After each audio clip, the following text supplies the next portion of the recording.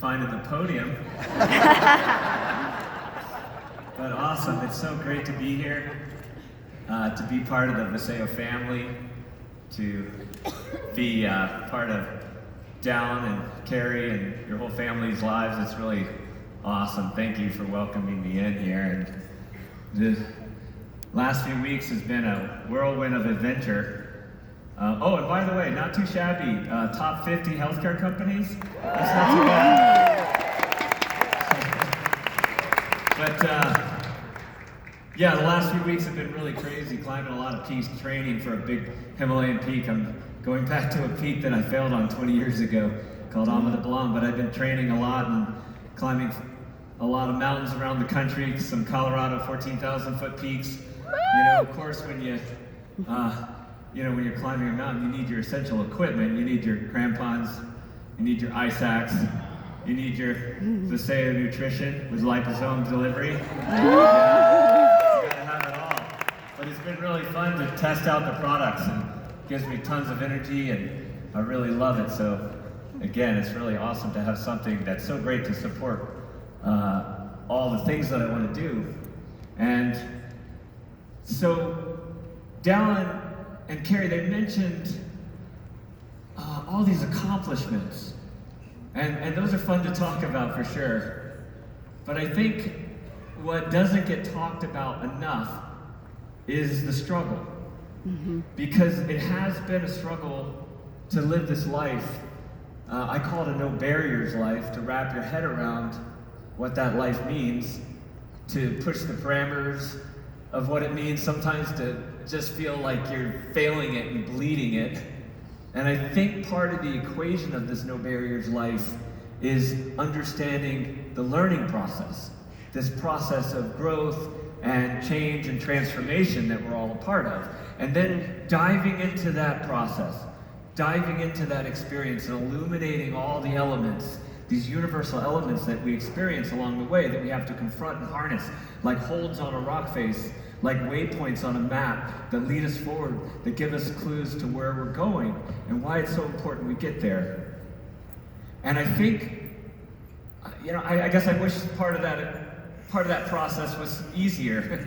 You know, I wish it was this nice arc upward, like in the movies where there's nice crescendo and violin music and everyone's changed and you go home happy.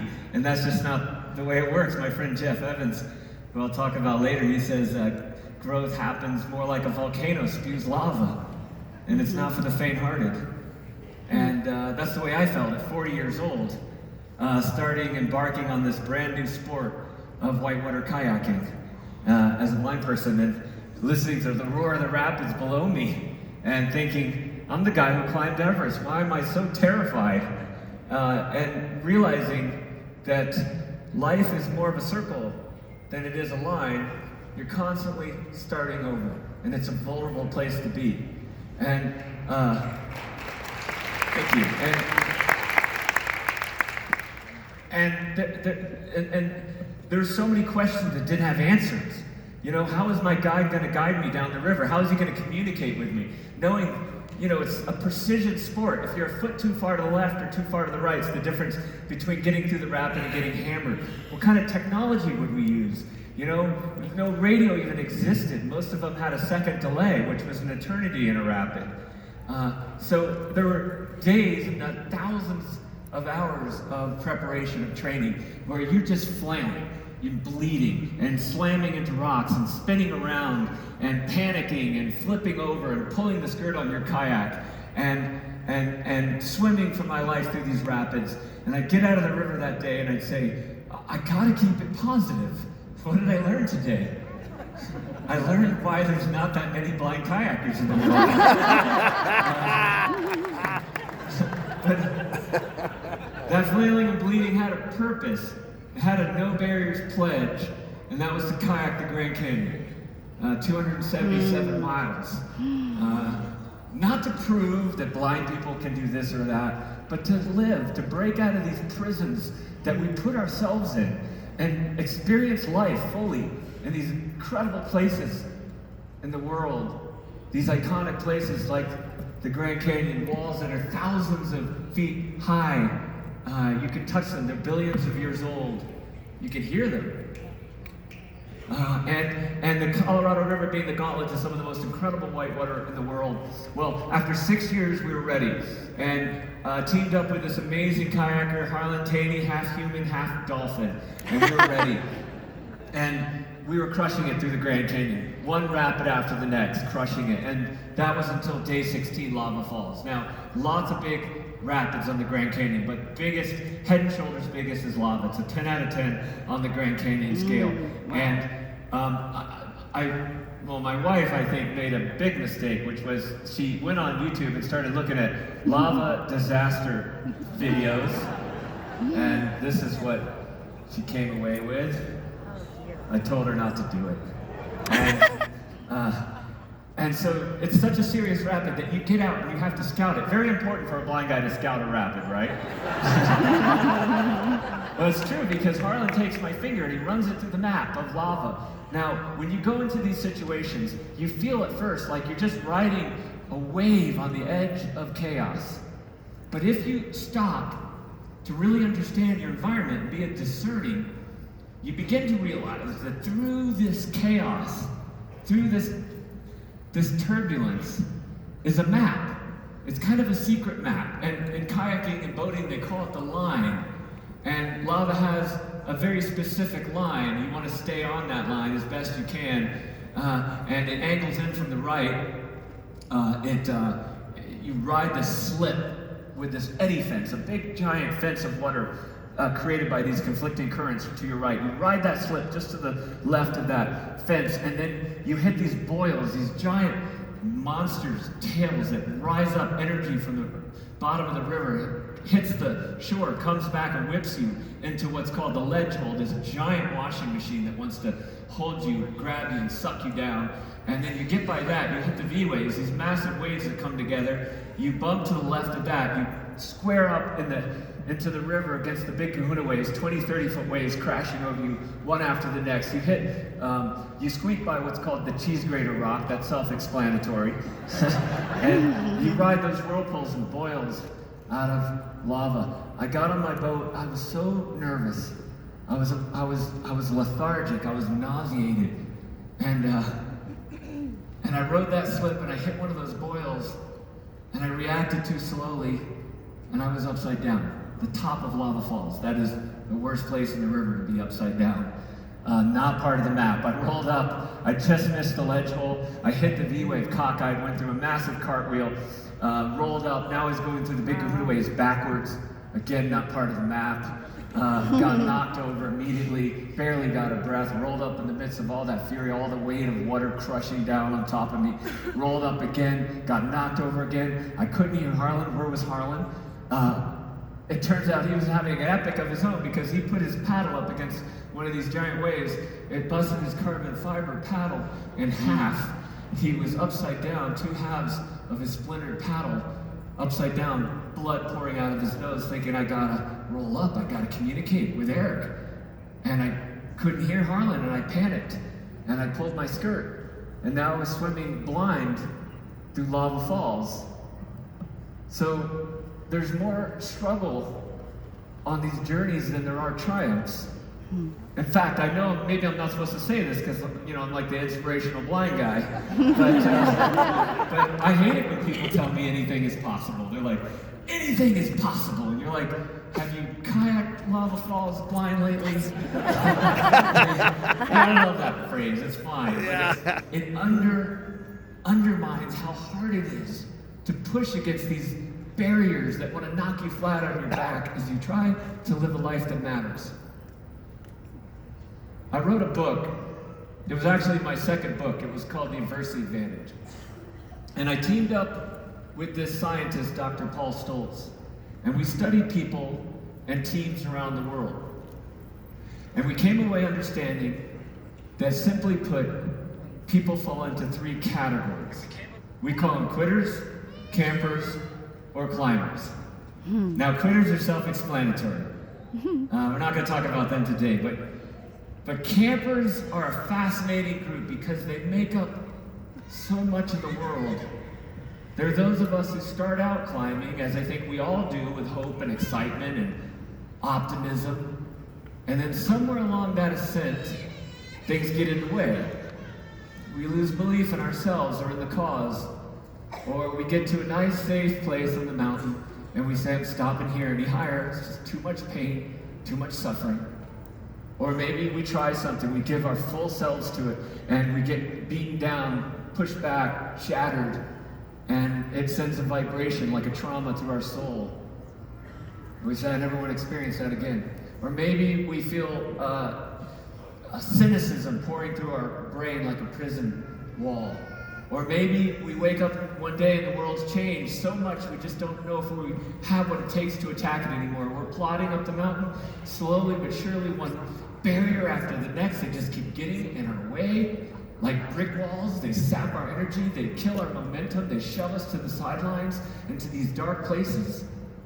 And now we're camping. Personally, we're stagnating. We begin to stagnate, but worse than that, all our energy, all our potential, all our life force, it's lost to the world. Climbers are a rare group.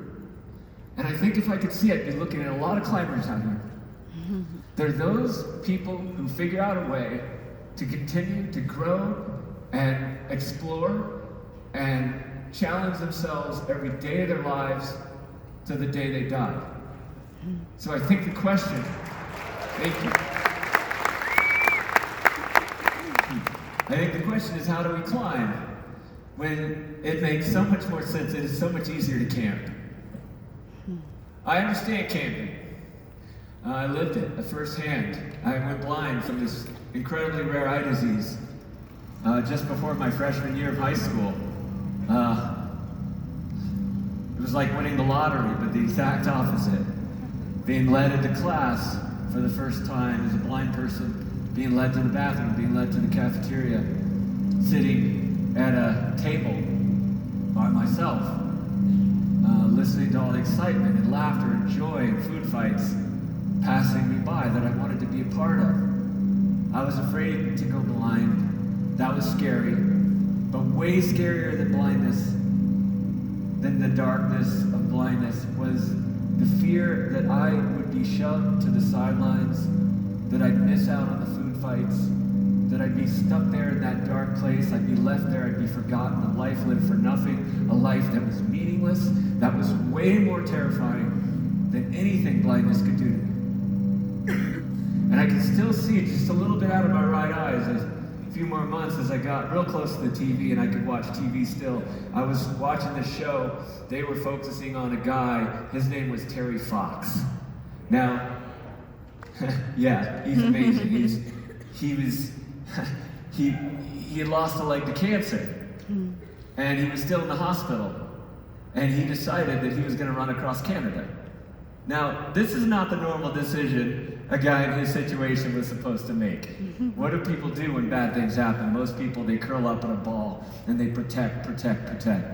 But nobody taught that to Terry. He understood somehow that between the things that happen to you and the ways that you're supposed to react, there's a space.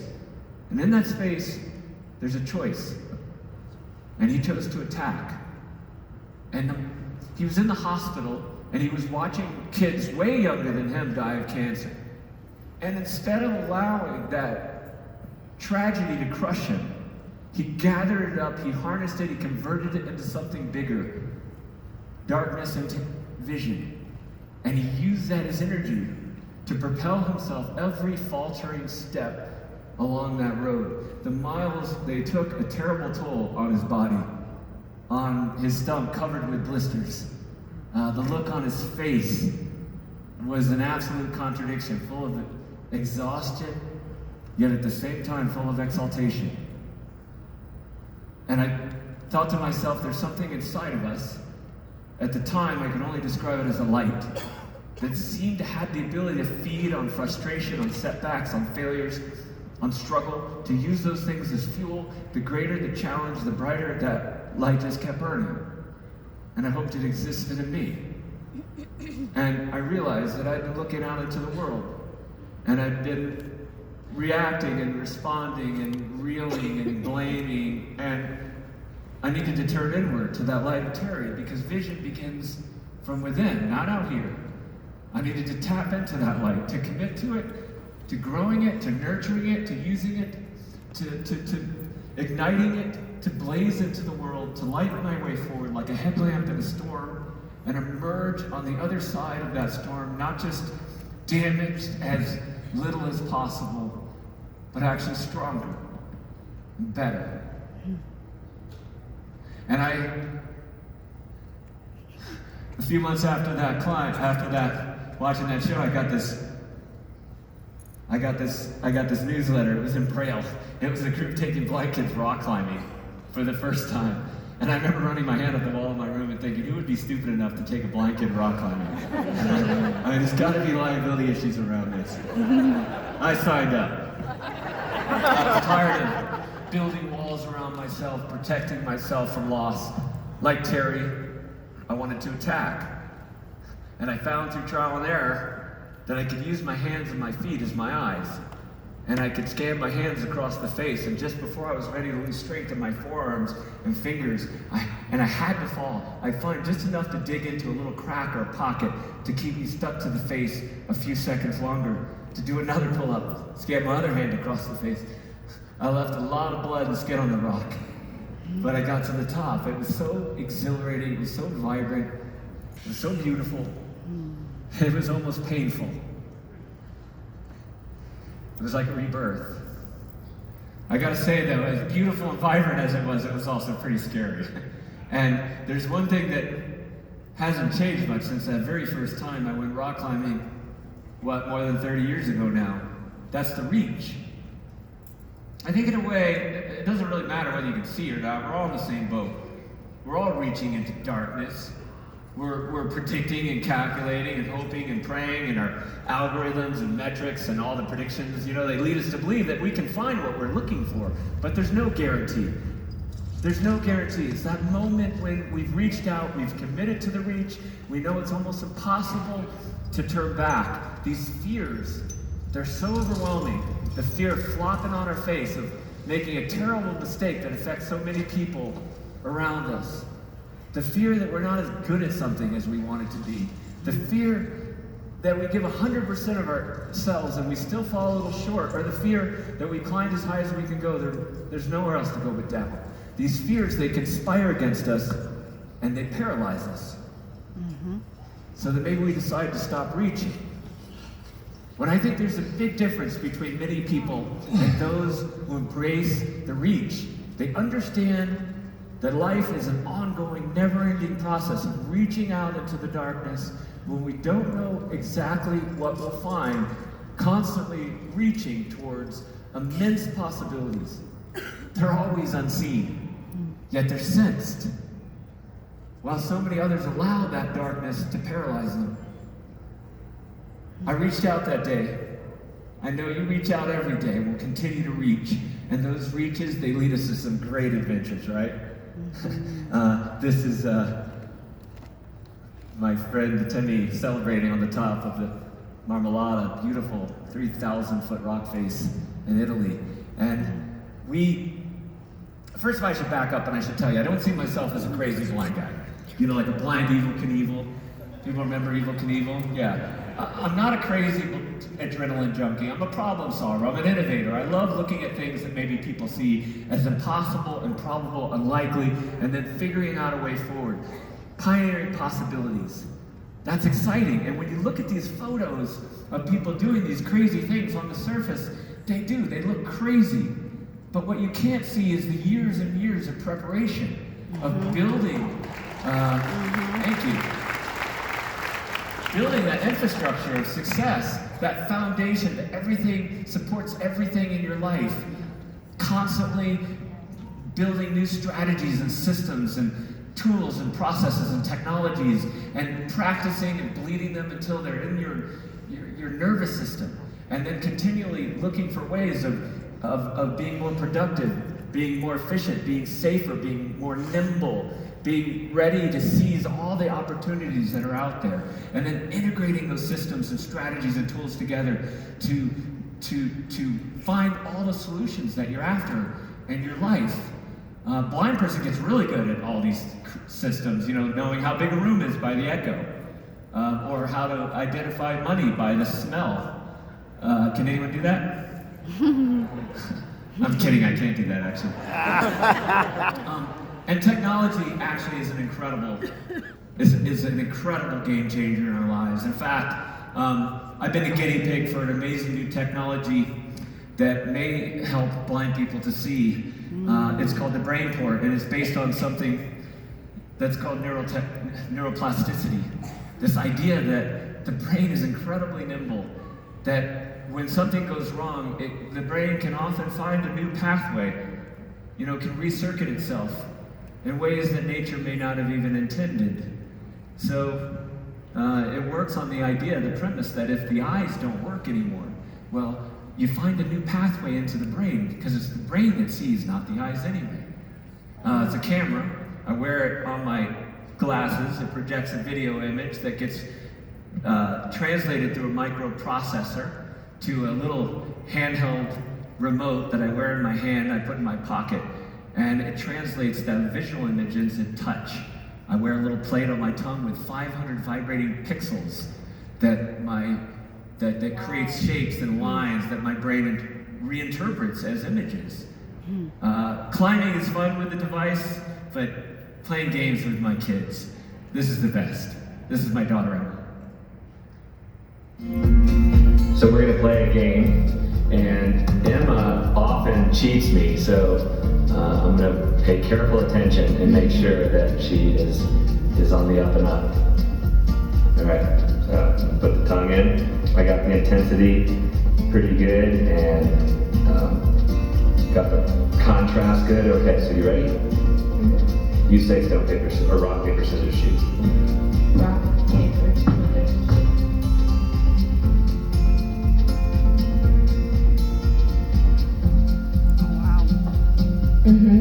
Crushed you.